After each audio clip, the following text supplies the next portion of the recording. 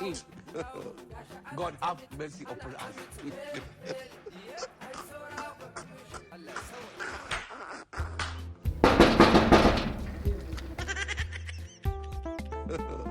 God have mercy upon us. Kai yanzu abin da ya dace? Yanzu tsakani da Allah mun fi shekaru da shekaru akan ka ba abin da ban yi ba na guji ƴan uwana amma daga baya ka zaka ka je kai aure? Yanzu baby ba wannan ba. Rufa min asiri yake yanzu auren na da shi. Sati biyu da auren nan nawa. Ina ruwana da iyalinka. Mu je.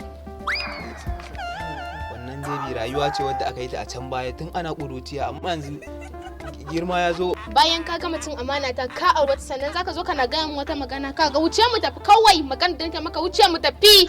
Wai murya wuce idan yin nake ji ne wai. Ke dakata. Wai ku dan jaraba dan masifa yayin auren ma ba za ku bar shi ya huta haka ba? Ke kin san waye shi a guri na? Haka ne. Gaskiya ne. Ka shige mu wuce.